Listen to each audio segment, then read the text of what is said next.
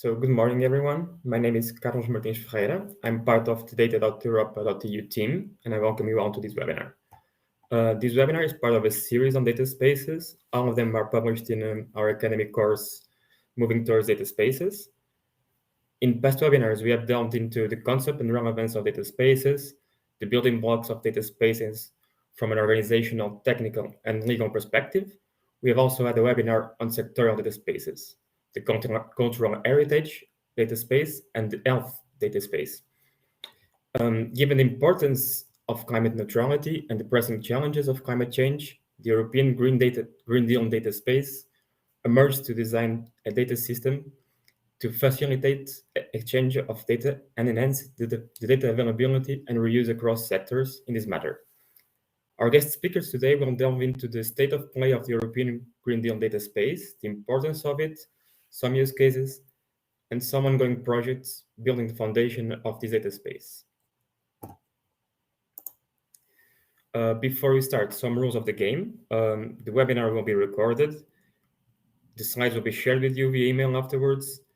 The recording of the webinar will be available on YouTube and in our data.europa academic course, Moving Towards Data Spaces. Feel free to leave any questions in the chat at any point. We will address them in the end in our Q&A session. And please reserve 2 minutes after the webinar to fill in our feedback form, as it greatly helps us improve. Allow me to introduce you to our guest speakers. So Thierry is an electrical and computer engineer with a PMP certification. He began his career as a researcher in stochastic differential equations for signal processing, culminating a PhD. Currently, as a policy officer for data and ICT for environmental sustainability, he coordinates the Green Deal Dataspace program.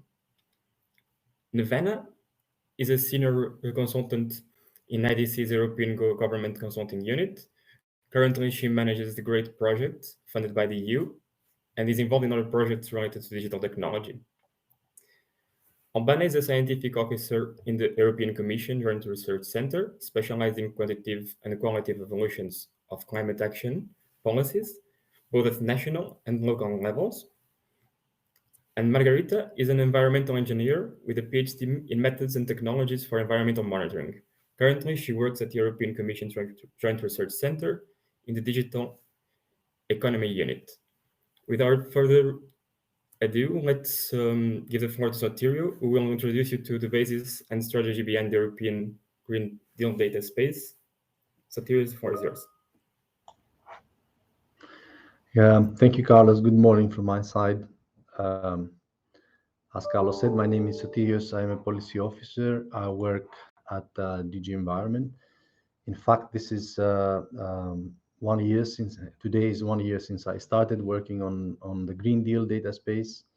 I'm coordinating the strategy on behalf of DG Environment, and I work on other digital files of DG Environment as well. Well, the obvious question to start is, what is the Green Deal Dataspace about? What is the scope of it? I know sometimes, people come to me, ask, what is a data space? What is the Green Deal Dataspace? And then if you ask around, usually 10 people, then you get 11 opinions sometimes, because this is quite a diverse topic and encompasses many ideas and many approaches, and that's normal, in my opinion. If I could put everything on a slide, which is literally impossible, I would say that the Green Deal Dataspace is the intersection, is actually the intersection of two things.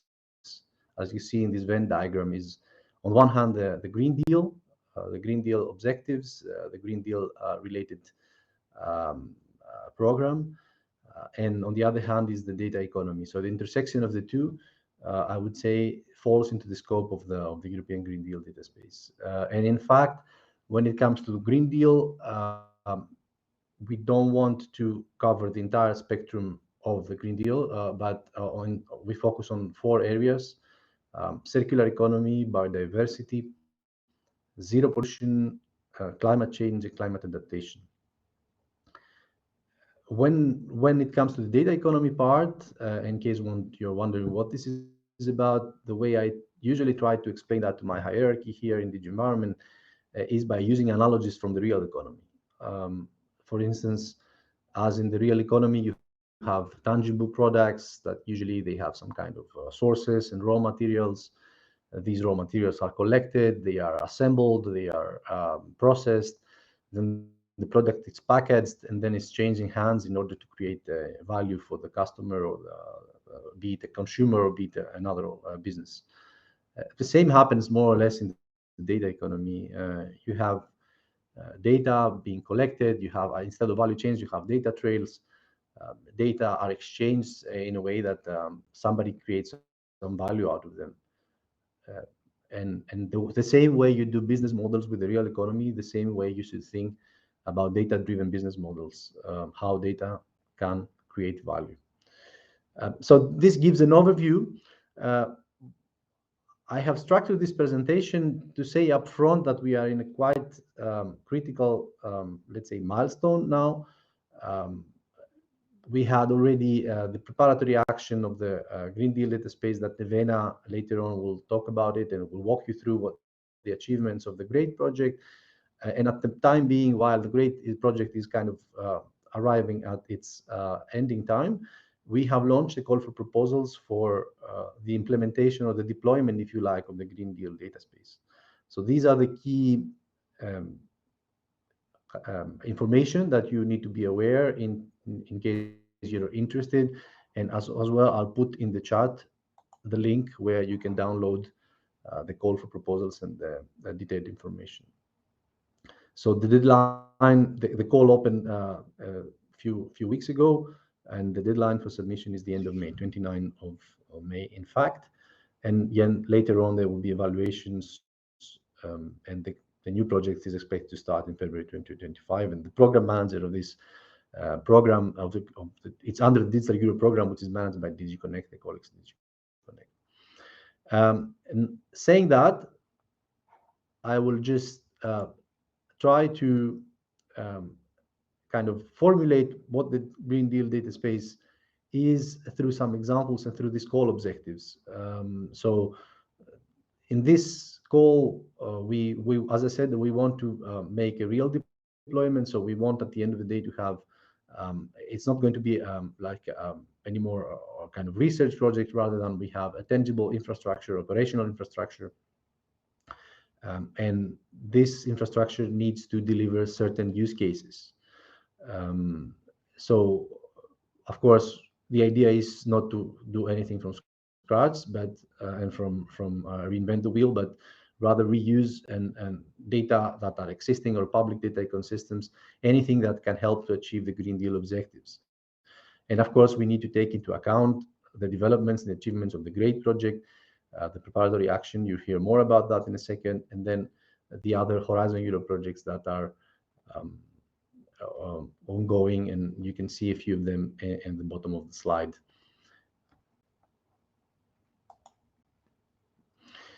As I said, this call for proposals on the Green Deal Dataspace invites you to structure them around use cases. And actually, that has been at the center of our governance regarding the Green Deal Dataspace.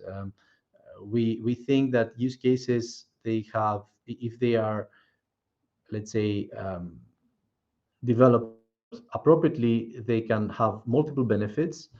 Some of them being, for instance, making the content and the context available and comprehensible to the non-experts. At the same time, drive the discussion and steer the debate about the technical and functional requirements of the data space. So they can be a really good focal point, even inspiring other ideas for other use cases and so on. So it's a good, let's say, communication tool and a good organization tool. In fact, in the call, we have identified 3 use cases of interest that are linked with some European Commission policy initiatives. Well, in DG Environment, obviously, our scope is environmental issues. However, if you look into our proposals a little bit more thoroughly and scratch the surface, you realize that a lot of these environmental proposals and they rely quite a lot on data. So data are fundamental for their implementation, let's say, or in general of our awareness about where implementation lies. I have to say upfront that the three use cases that you'll be seeing in this presentation are not restricted to what regards the call. I said already that we use cases in order to pass some ideas, to convey some messages that hopefully can inspire other ideas from your end.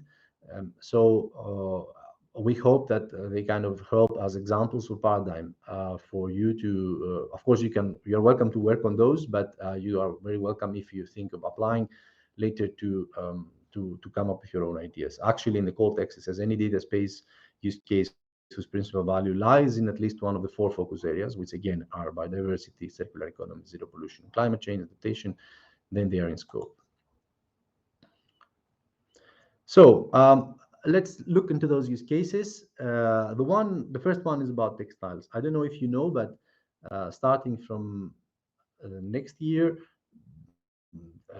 it will be mandatory in Europe to collect waste textile flows the same way we do with paper or with glass already. You know, the different waste flows that we handle already.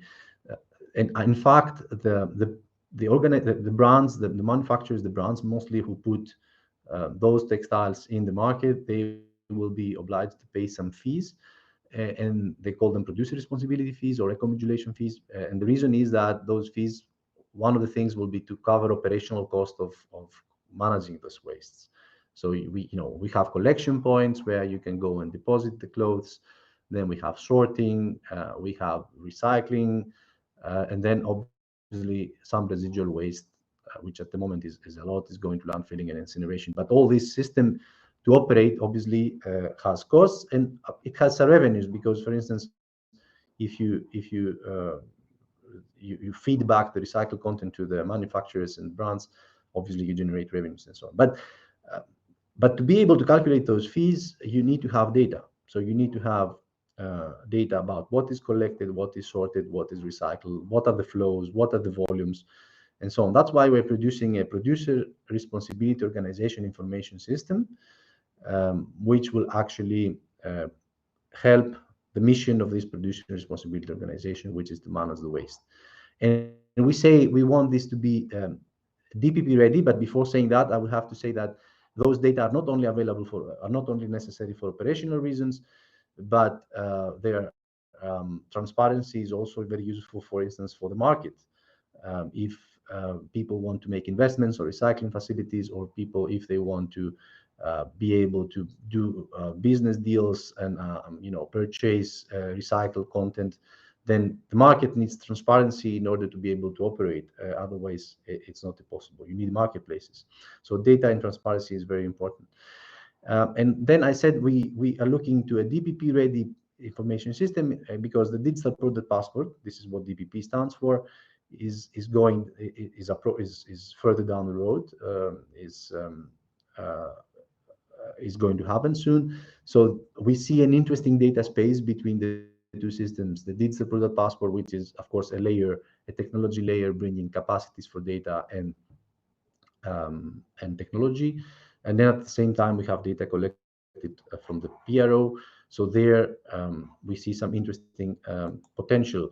Just to give a couple of examples, so if the digital product passport has the manufacturing time of the cloth, of the textile, and then from the other system you can identify the collection point when the textile was dropped off as a waste, then you can calculate the life duration of the product, which of course is an important business intelligence for companies, but at the same time for policymakers, because you know we're talking about sustainable clothes and so on. So the eco design is the ex ante, let's say, assessment of sustainability, but the ex post assessment is how much time the cloth or the textile stayed in the market. And of course, there are other ideas like what if we could monitor waste flows at brand level, let's say, for each brand, what is being reused, what is being sorted, what is being recycled, and so on, what percentage, or what kind of information do we need to feed back to the new digital product passports of the newly manufactured products that use recycled content, or what kind of reports we need to set up when we ship other products for reuse, because some of the products from the textiles will actually be repaired and be reused.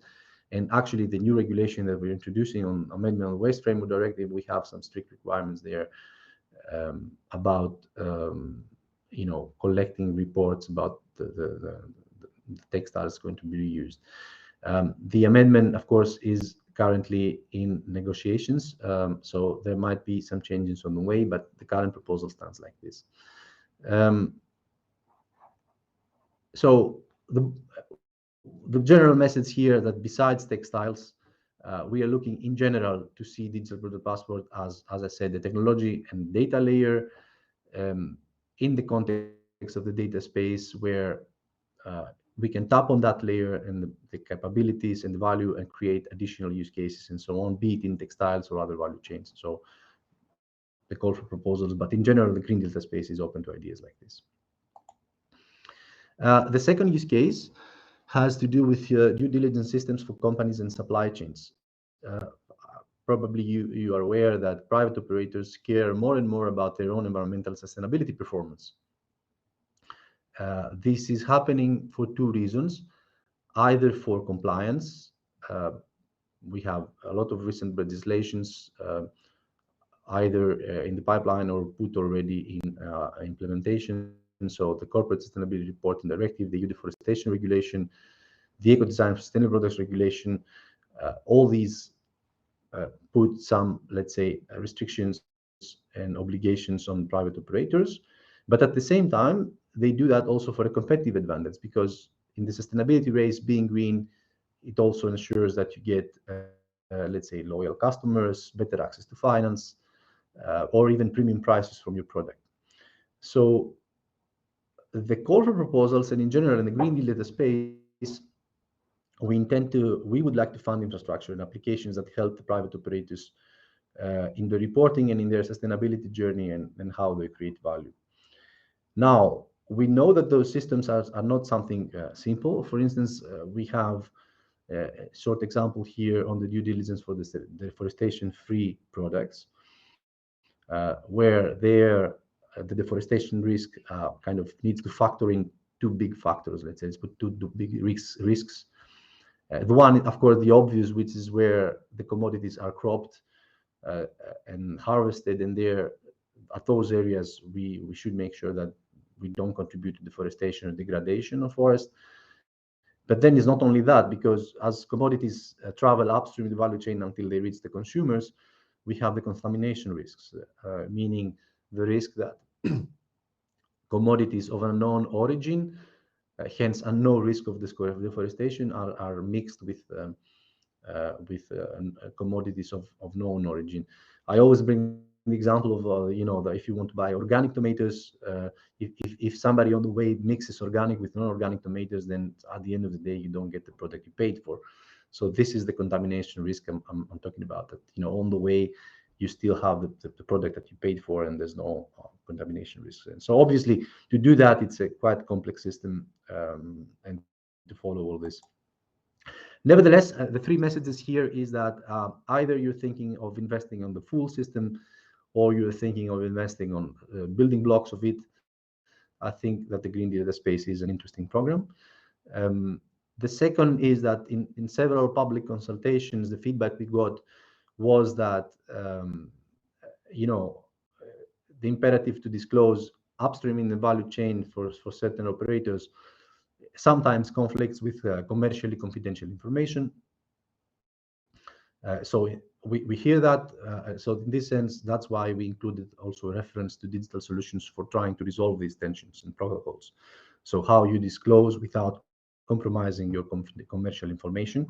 And we have in mind secret sharing or zero knowledge proof solutions.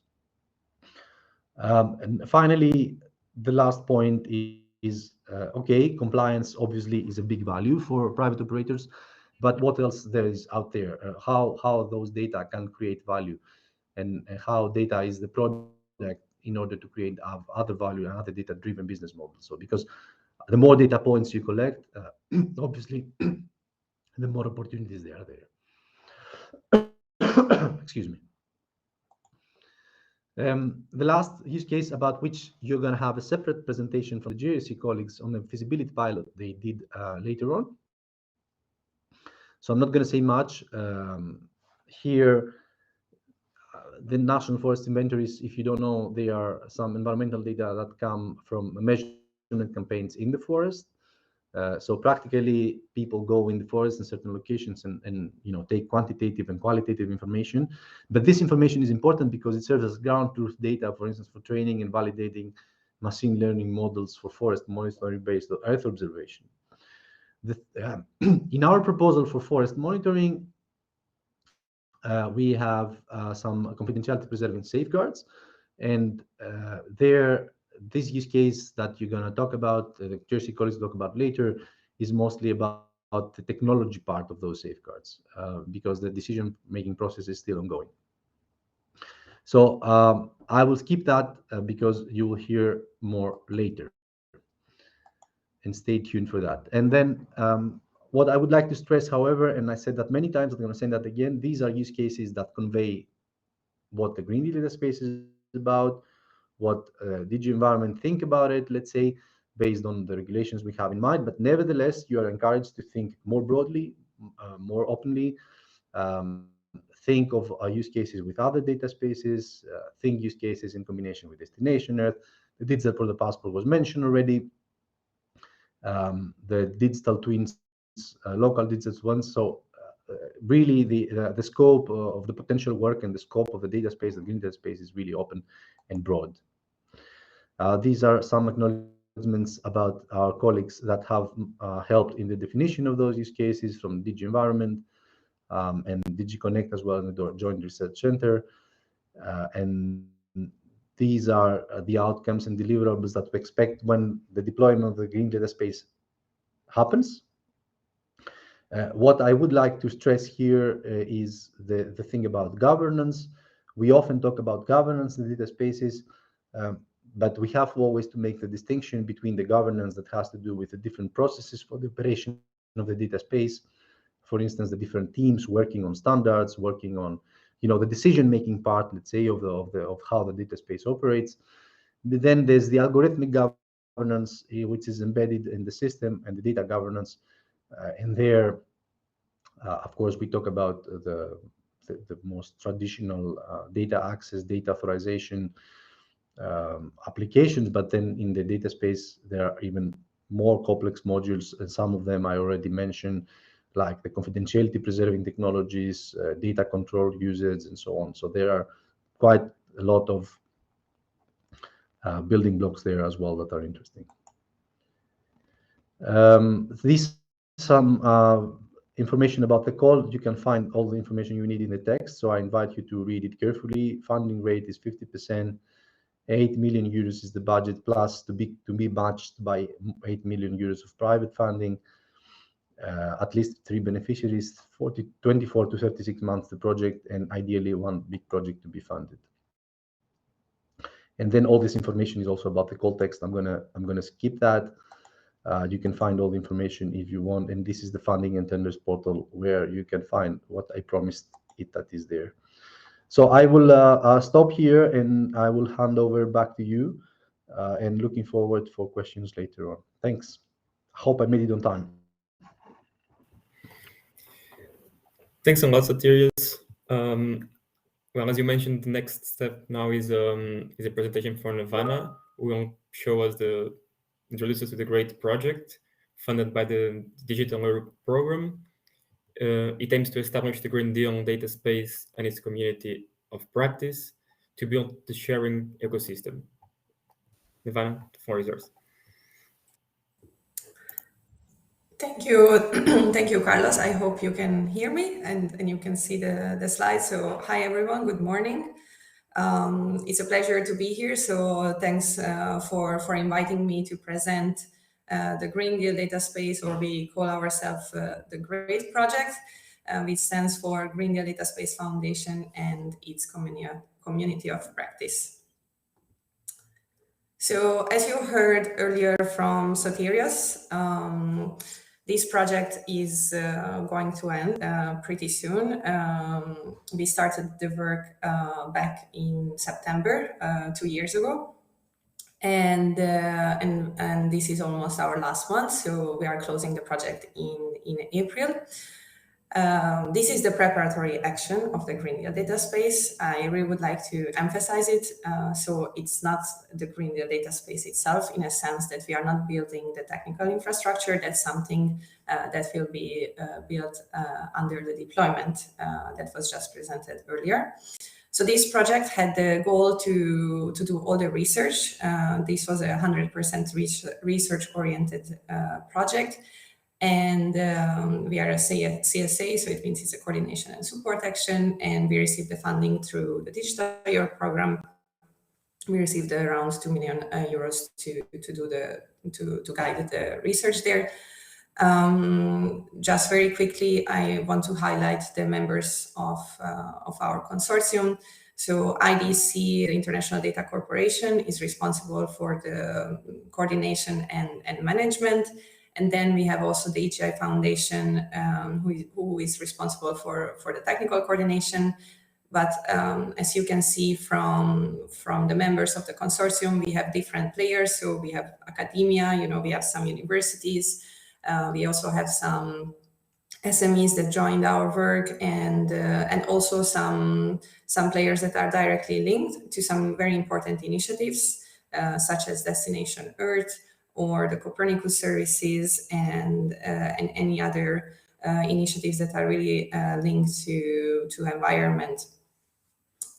So just moving on, what are the key pillars, or how our project was structured?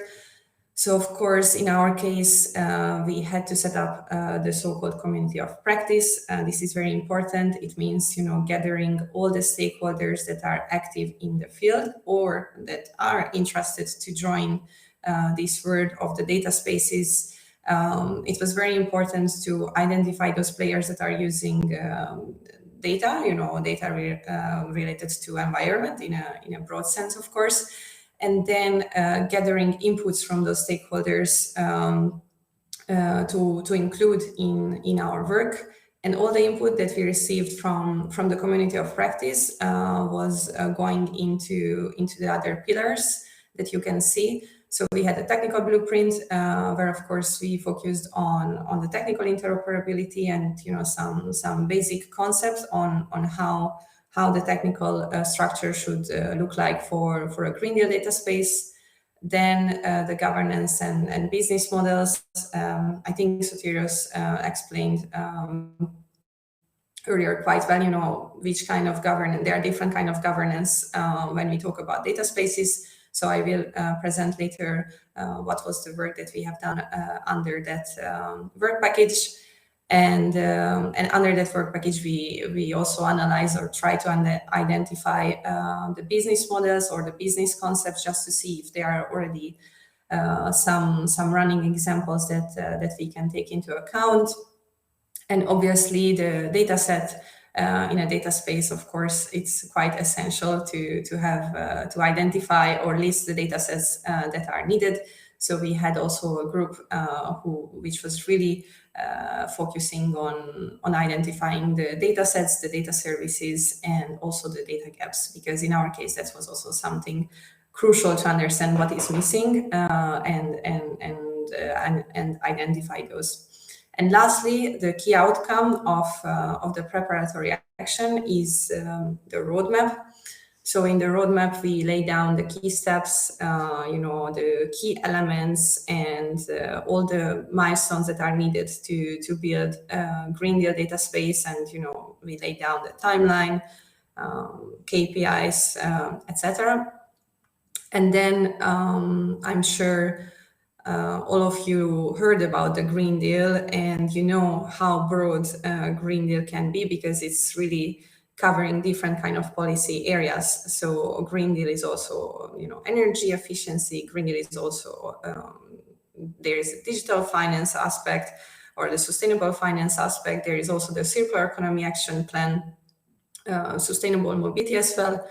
But the Green Deal data space, in our case, is covering the 3 policy strategies that I listed. So we chose to focus on the biodiversity strategy, the zero pollution action plan, and the climate change adaptation strategy. The reasoning behind this choice was that these are very high-level strategies, and they are all interlinked with the other strategies that are stemming from the Green Deal. Plus, you could see my previous slide, and I heard that you already had webinars where other sectoral data spaces were explained. So there is not only the Green Deal data space, there is also an energy data space, there is a mobility data space, and even a smart cities data space. So we work quite closely together to make sure that we are all aligned. But in our case, or at least in our group, we focus on those three strategies. And I'm emphasizing this because it's important that also, the stakeholders that we targeted were coming from these communities. So let's zoom into, my slides got a little bit, okay. Let's zoom into the key results, just sharing with you more details. So throughout the project, we have identified 16 reference use cases and initiatives. So we divided up the project into two phases. So we had phase one, which was covering, half time of the project, and currently we are closing phase two. We tried to identify those use cases that are relevant for the project, and under that 16 reference use cases, we have really a variety of examples. So, for instance, we have a use case that is really related to marine data. So we have EMODNet, is the European Marine Data Network, which is an already existing initiative. And then we have EPOS, which is the European Plate Observing System, but we also have examples coming from the urban area. So it's also interesting to see that there are some use cases which can be also a shared use case with, for instance, smart cities, because we have the municipality of Ferrara from Italy as an example, but we also have Thessaloniki. We have an example from Thessaloniki about policy making and the usage of environmental data. And we also have some other specific use cases. You can find all those use cases listed on our website in case you would like to do a little bit more dive into those. And then throughout the project, we organized 4 stakeholder fora. All the recordings are available on our YouTube channels. In those events, we interviewed the selected use cases. We also invited different kind of experts to join us and share their views, because it was also important for us to understand, how do they imagine the Green Deal Dataspace, because I think, there are a lot of people with different approaches, and it was important to gather them all together and have their input. And lastly, so far today, we count more than 500 stakeholders who work together with us or engage with us or somehow contributed to the project. So I just listed some of those, but of course the list is very long. So focusing on the technical blueprint, I would like to mention that our goal wasn't to do, we don't want to reinvent the wheel in a sense. As I said, there are already a lot of initiatives that has been set up in this past decade also by the European Commission. So important to say that we didn't want to create something different and something that wouldn't function with those initiatives. So we started very high level, and the approach, at least when looking at the technical blueprint, was to make something easily accessible for those existing initiatives or for those stakeholders / use cases that would like to join. So we have defined the so-called Green Deal Dataspace digital ecosystem, and of course, the challenge was, how to transform all of these different kind of systems that are already out there into some technical standards and the digital ecosystem. So in our case, we like to call that we identify so-called logical components in the data space, where someone is using the expression of building blocks. So we have identified those logical components that you can see also from the slide. We have divided them into two categories. So we have some core components, and then we also have facilitators. So of course, under the core components, we have like a data source registry or the so-called data catalogs. And of course, in the facilitators, we have some data harmonizers and data movers. And of course, we have also the APIs, and there we mean, all the data cubes or all the applications, etc. The technical blueprint was also built in alignment with the Dataspace Support Center blueprint. The Dataspace Support Center is responsible on coordinating all the other sectoral data spaces, because it's important that we are all aligned. So that's something that we took into account, and also some other standards which were quite important to make sure that they can also function with our technical blueprint. And then moving on, the governance. The governance was a great challenge, of course, because the governance is really covering all the requirements when it comes to data space. So it's important to emphasize this is the governance of a data space. So not data governance, but data space governance.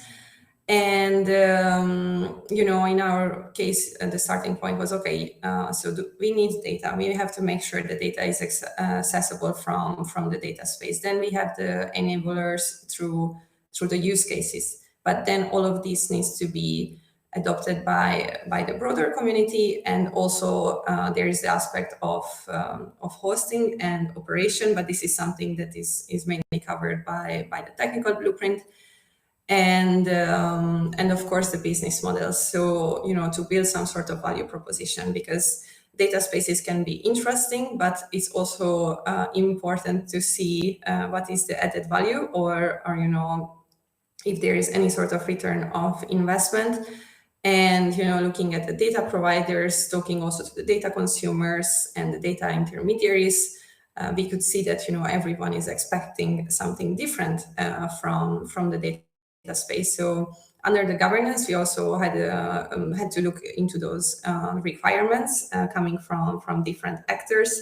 And of course, we also looked into the legal requirements, which is a very important aspect in a data space. Setting up a legal entity, for instance. If we are setting up a legal entity that is directly defining the business model, which will be linked to it. And of course, when it comes to the current legislative landscape, there are so many legislations right now. The DA, the DGA. There is the AI Act, which soon will be quite important for the data spaces. And obviously, when it comes to Green Deal, we had to also look at the legislative initiatives or the regulations that are already out there. And moving on and looking into the priority data set. Of course, this is a very straightforward activity which we had. Methodology or the approach that we chose when it comes to the data set was to interview those providers, data providers, and also the data users, and to collect their requirements and to understand if there is any gap which could be covered by the Green Deal Dataspace. And then, of course, overall through our activity in the community of practice, we really engaged with a huge variety of stakeholders who share different kind of inputs. And it's also important to say that they came from different domains. And just sharing with you the key outcomes or the current status of the work. So we have close to 100 specific data sets, and we have put them into different categories and sorted them into an inventory, which will be soon available on our website.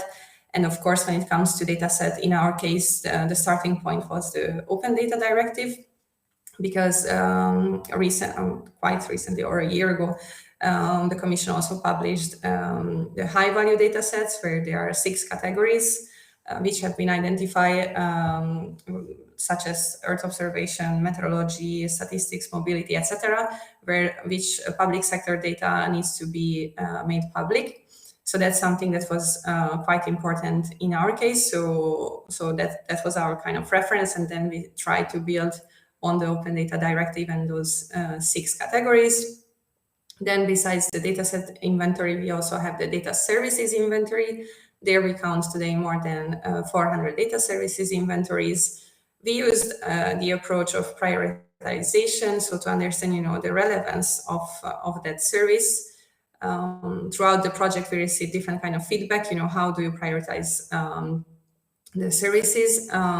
So we even had to revise once throughout the project and make sure that we are using the right approach, because of course priority or prioritization it also depends mainly on different kind of stakeholders and point of views.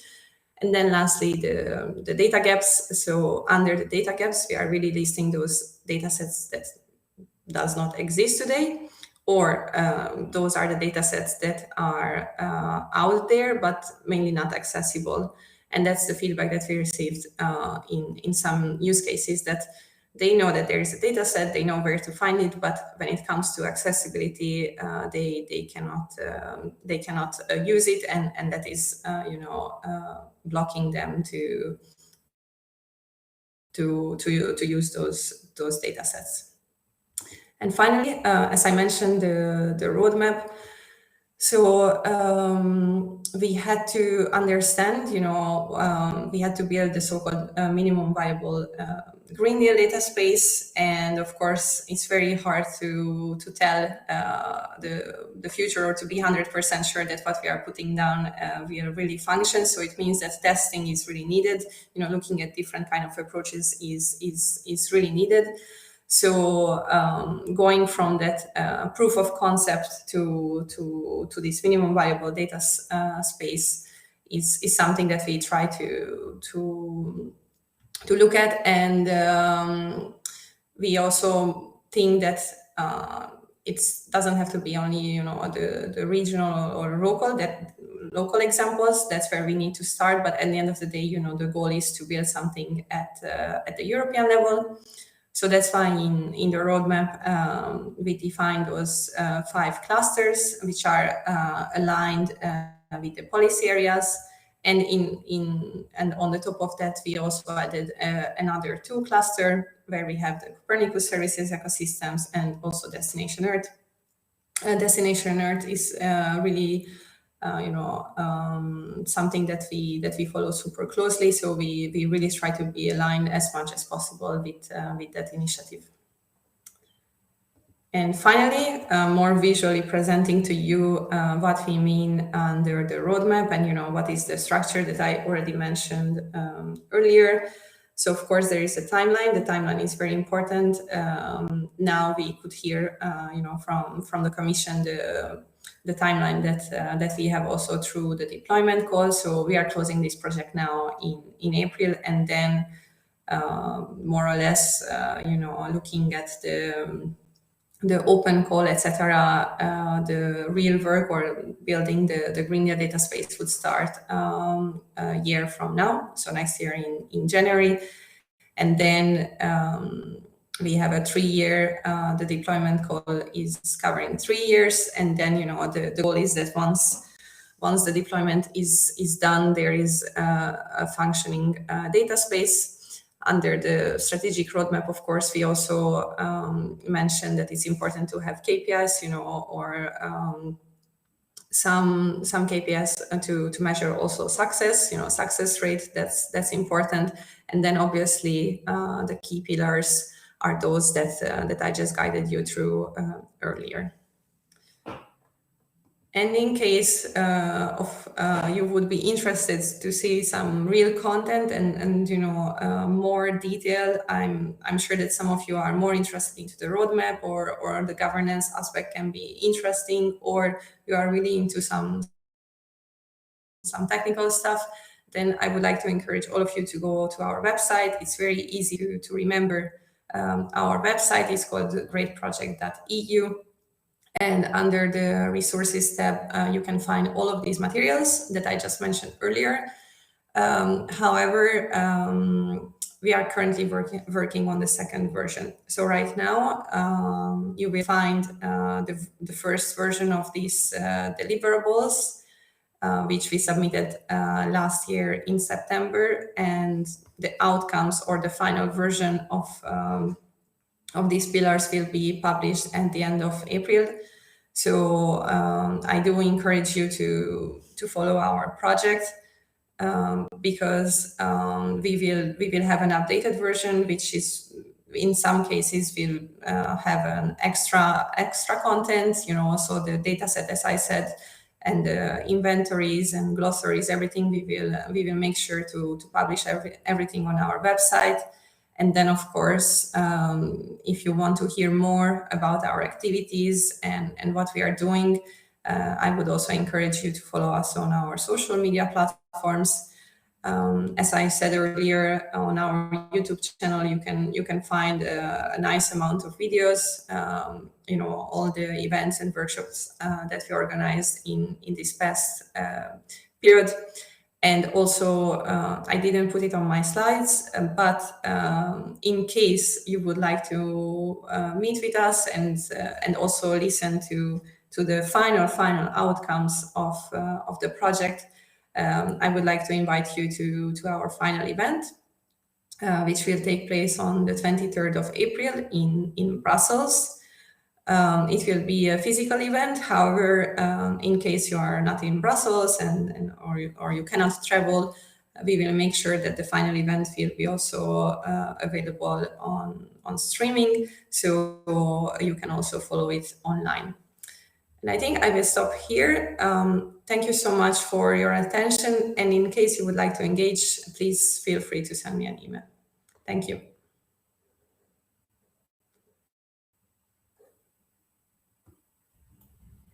Thank you a lot, Nirvana. Before presenting our next presentation, I just kind of like to remind people that they can leave questions in the chat at any point during the presentations, and we will address them in the end. And our third and last presentation of the day is presented by Margarita and Albana. Both will introduce us to the use cases of the Green Deal Dataspace in forestry data. So the floor is yours.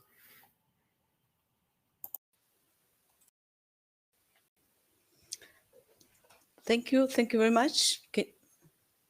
So this is Albana Kona. I am a scientific officer at the European Commission Joint Research Center in the digital economy. I will present today what we do at JRC in terms of support that we give in designing and implementation of data spaces. And with me, there is also Margarita that is supporting us in a use case using privacy enhancing data for forestry.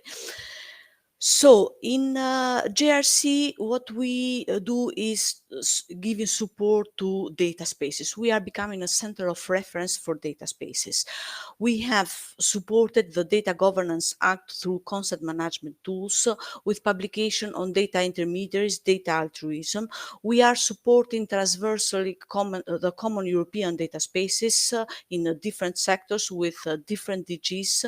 We are collaborating with EU Data Spaces Support Center, and as Margarita will present afterwards, we are working on technological enablers for privacy preserving in data analysis and data sharing.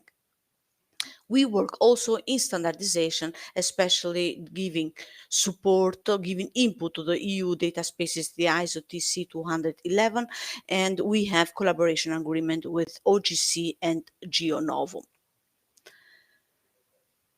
What we do in terms of Inspire, we've been long supporting the conceptualization and implementation of the Inspire directive, and today we are part of the monitoring and implementation group of Inspire, and we are actually chairing the technical subgroup. We published every year yearly monitoring and reporting KPIs, reporting therefore the status of the implementation of the Inspire directive in our website.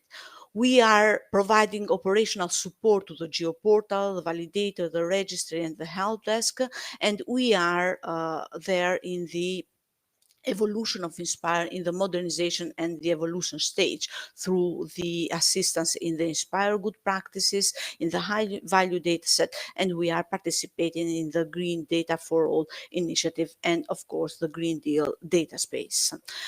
Here I show you a recent report that our colleagues published, I think a couple of years ago, where is the perspective of the evolution of the Inspire directive into a data ecosystem by broadening the scope with new sectors, public, private, business, and academia, with new communities, comprehending developers and users, widening therefore the range of application and use cases of the Inspire, making the Inspire framework more simple, flexible, and agile, therefore lowering a knowledge level, entry level of using data, and reusing well adopted standards and technologies. Lastly, I will present this this report that we have published last year, that is a comprehensive study on technological enablers for privacy preserving data sharing and analysis. This report comprehends it's evaluating these technologies that are fit for data spaces and digital twins, that handling technologies that handles sensitive data, and also touches upon data intermediaries as potential trusted parties. Afterwards, I'll leave the floor to my colleague Margherita, that will present the experimental work that we are doing on federating learning with differential privacy features. Thank you, Margherita. The floor is yours. Thank you, Albana. Sorry, I'm trying to. Okay, yes. Yes. As Sotirios has anticipated in his intervention, this is a feasibility pilot that demonstrates how data spaces can secure and sovereign data sharing while still allowing to use and training machine learning models based on those data in the context of forestry data, where the data are subject to privacy. Forestry data are traditionally collected by national forest inventories and are used for purposes that range across health and condition of a forest, monitoring changes in cover, and for sustainable forest management practices, for studies on biodiversity, for quantifying the amount of carbon stored in forests, which is directly linked to the mitigation of climate change. For quantifying timber and non-timber forest product for forest industries. To develop policies, of course, related to forest conservation resources management, to understand the dynamics of forest and their ecosystem, and finally for reporting. So you can understand that this data is essential. However, forest plot data is collected in the field, and this practice is costly and is of course not feasible for vast areas. So, and also this data is subject to privacy constraint, and so is not disclosed. Terms and conditions of the use of this data vary according to the country of collection. So at the regional level, it is necessary to integrate this kind of data with remote sensing imagery. And so to do that, traditionally we can use models that have different, of course, complexity. And also to preserve the privacy of those data, the data can be degraded before being disclosed, and in particular coordinates can be shifted, and noise can be added, but this of course makes it less useful for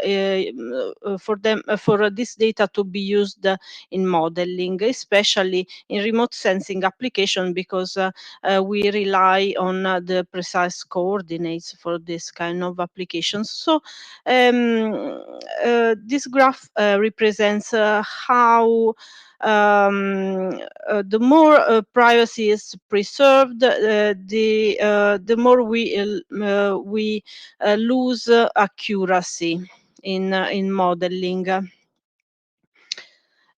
So here I present this feasibility pilot, and it is an example of using this kind of data, training machine learning models.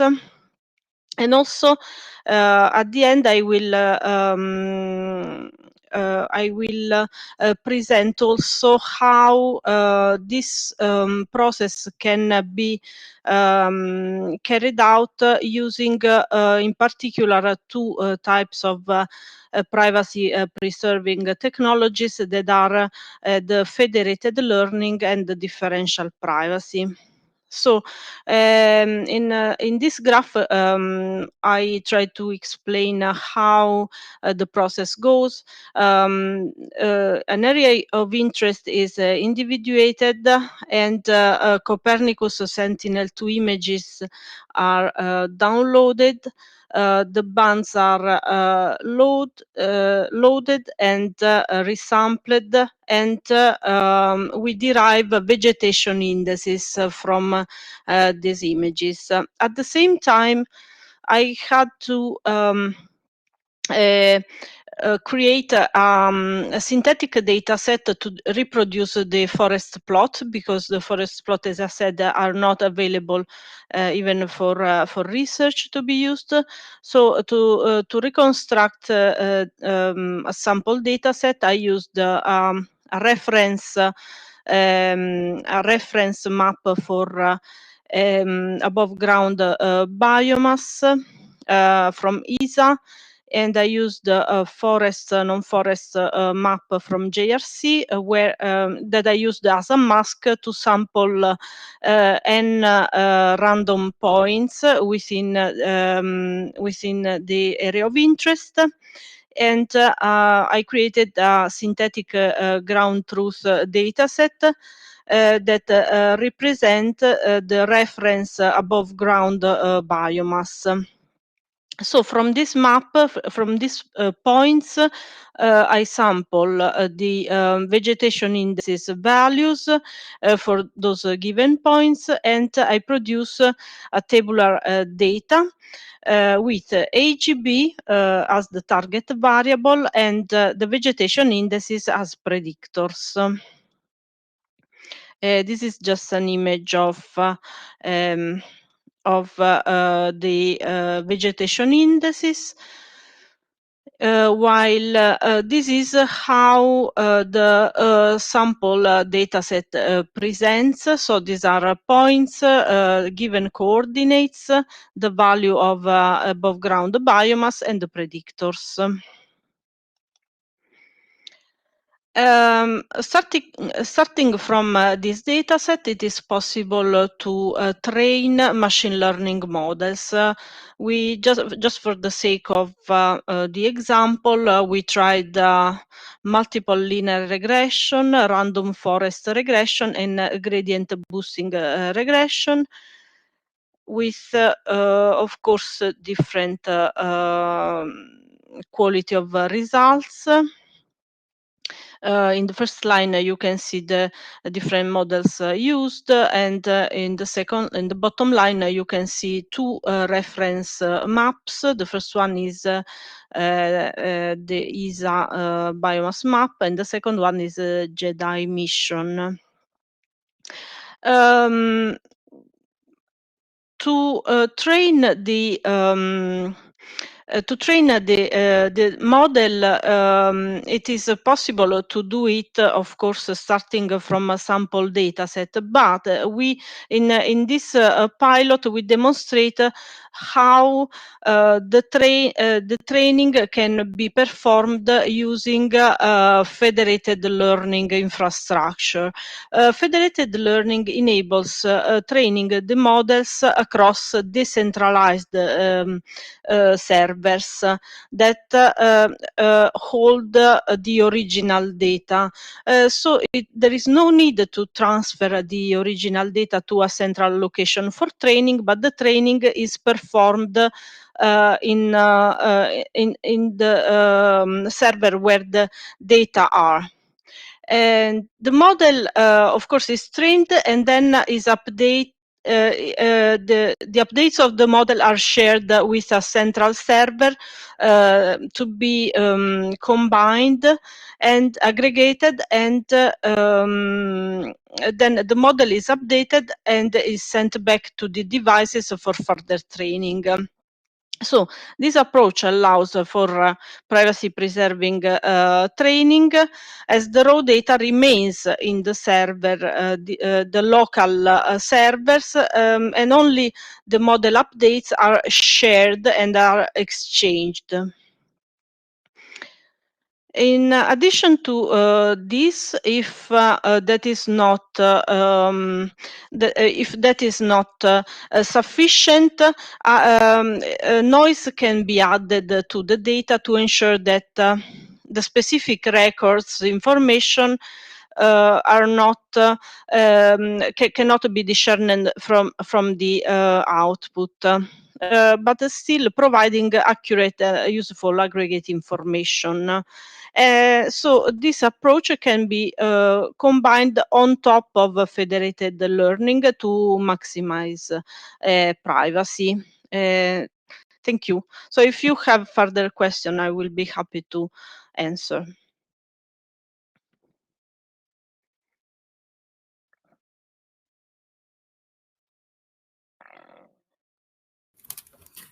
Thank you very much for your presentation. Then let's move on to the Q&A session. For the first question from Ian is, and that's I think a more general question, where can I learn more about the technical solution behind the data spaces? I assume each project or case study is taking the same approach, using the same software, data governance, and workflows, right? Where can I find more information on this? Thank you.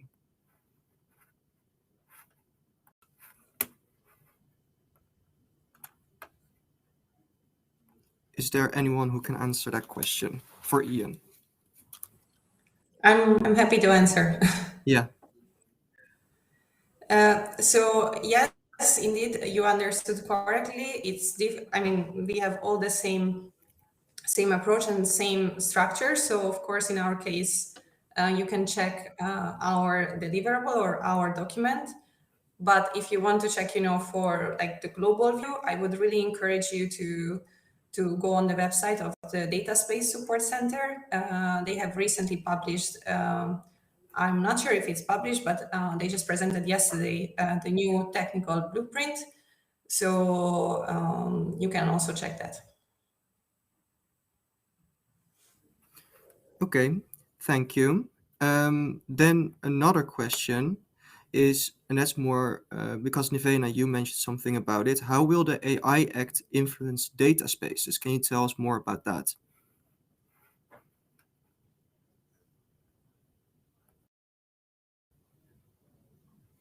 Sorry. So yes, of course. So as I said, our starting point is the DA, but mainly obviously the DGA. Right now, of course, the AI Act, if I'm not wrong, is still under discussion, and it will be applicable. I think I'm not sure about the timeline, so apologies for that. However, in the future, when data spaces will start using AI and generative AI, we will really have to take into account the AI Act. There are the different kind of categories also from the ethical perspective of the use of AI. So that's why currently, at least in our community, we are really trying to understand which aspect we will have to take into account. Okay, thank you. And there actually have been quite some questions, Nivena, about your presentation, so I will continue. Another one from Maria is regarding the data sets. Are you looking at specifications on how the data should be look like, i.e. to ensure that everyone have a chance to share it in the same way in order to be able to compare the data? If specifications don't exist, are you creating and sharing them? Okay, very good question. Just to be very direct, no. We have an inventory. So in the inventory, we are listing those data sets according to different kind of variables. Like, as I said, like one of the variable is, for instance, the high value data sets from the Open Data Directive. But then we have, we are listing the provider name.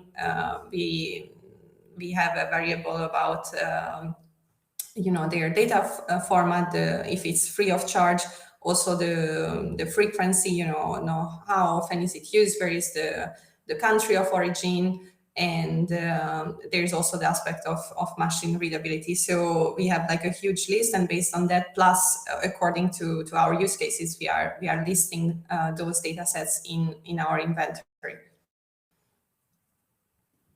Okay, thank you very much. And then one last question for you, Nivena. Will the data sets from the GREAT project be available on data.europa.eu? Yes, I think those that are open source and open source format, yes. However, when it comes to the data provider, obviously it will be defined by them, the data sovereignty aspect. So not everything, but those that can be, yes, should be there, of course. Thank you. And then a question from Edion. I think this is towards Albana and Margherita. And the question is, how long do you think it would take to adopt this kind of projects in countries with no dedicated infrastructure to this kind of information technology, like in South American countries?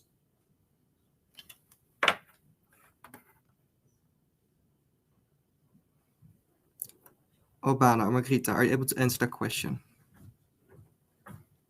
Yes. Can you hear me? Yes, thank you. Okay. So yeah, the idea is to provide knowledge to support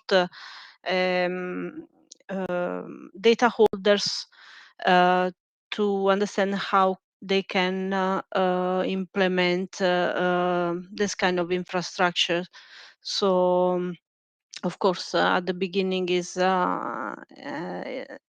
challenging, but once it becomes a natural course of event, I think it will be more natural to transition towards this kind of platform and infrastructure, because I think there is a lot of interest both from data holders, but also from government and policymakers and the forest industries to make a good use of this kind of important data. And you have to consider also that this is just one of the possible use cases, because privacy in data is not just affecting forestry field, but is affecting many more fields. So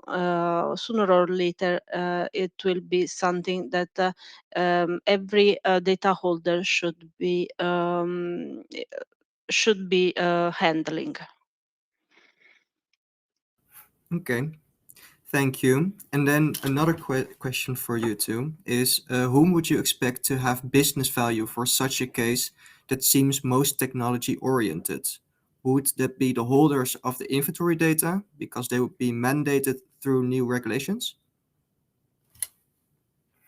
Well, of course, as I mentioned, the interest is not only of data holders, but also for government, policymakers, forest industries, but at large,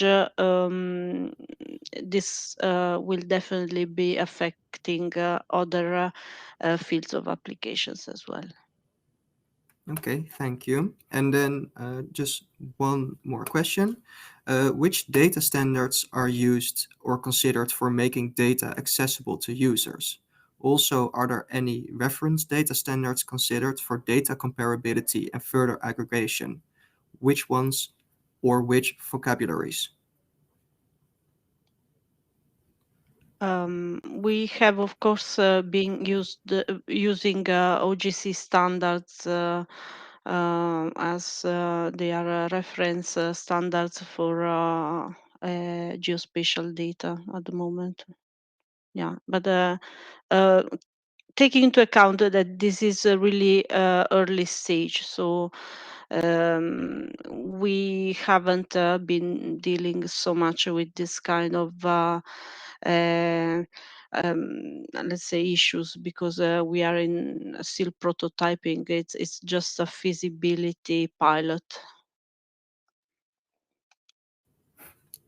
Okay, thank you. And then another question came in the chat from Flavio. Concerning forestry UC, are data coming from paying agency usable for the modeling exercise? And are these data under testing? As I said, I could not use any real data here, so I had to basically build the synthetic data, because we don't have access to those data.